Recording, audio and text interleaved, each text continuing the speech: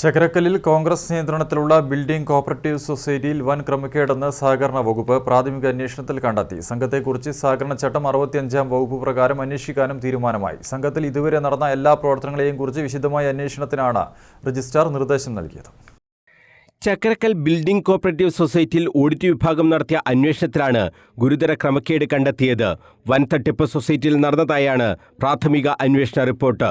കോടികളുടെ ക്രമക്കേട് കണ്ടെത്തിയ സാഹചര്യത്തിൽ വിശദമായ അന്വേഷണത്തിനാണ് സഹകരണ വകുപ്പ് ഒരുങ്ങുന്നത്.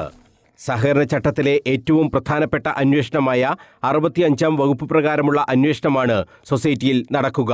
ഈ അന്വേഷണത്തിൽ സൊസൈറ്റിയുടെ തുടക്കം മുതലുള്ള എല്ലാ പ്രവർത്തനങ്ങളും പരിശോധിക്കും. ജോയിന്റ് രജിസ്ട്രാറുടെ റിപ്പോർട്ടിന്റെ അടിസ്ഥാനത്തിൽ രജിസ്ട്രാറാണ് അന്വേഷണത്തിന് ഉത്തരവിടുക. 65-ാം വകുപ്പ് പ്രകാരമുള്ള അന്വേഷണം വേണ്ടിവരുമെന്ന ശുപാർശയിൽ ഉടൻ രജിസ്ട്രാർ ഉത്തരവിടും.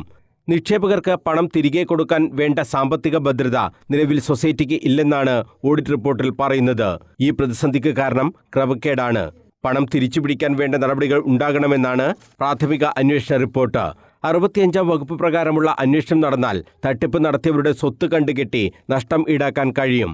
ഒപ്പം ഭരണസമിതിയെ പിരിച്ചുവിടാനും സാധിക്കും. DCC general secretary KC Muhammad ഫൈസലിന്റെ നേതൃത്വത്തിലുള്ള ഭരണസമിതിയാണ് സൊസൈറ്റി ഭരിക്കുന്നത്. ഇടപാടുകാർക്ക് ഫെബ്രുവരി 20-നകം പണം തിരിച്ചു നൽകുമെന്നാണ് പ്രസിഡന്റ് KC മുഹമ്മദ് ഫൈസൽ പറയുന്നത്. തട്ടിപ്പിൽ താൻ ഉൾപ്പെടെ ഡയറക്ടർമാർക്ക് ആർക്കും പങ്കില്ല. ഒരു ചില്ലിക്കാശും തെറ്റായ മാർഗങ്ങളിലൂടെ ഇതുവരെ സമ്പാദിച്ചിട്ടില്ലെന്നും ആർക്കും അത് പരിശോധിക്കാമെന്നും KC മുഹമ്മദ് ഫൈസൽ പറഞ്ഞു.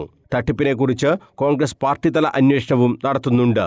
പ്രസിഡന്റ് KC മുഹമ്മദ് ഫൈസലിന് കടുത്ത ജാഗ്രതക്കുറവുണ്ടായി എന്നാണ് പാർട്ടി ഉപസമിതിയുടെ റിപ്പോർട്ട്. News bureau, Kannur.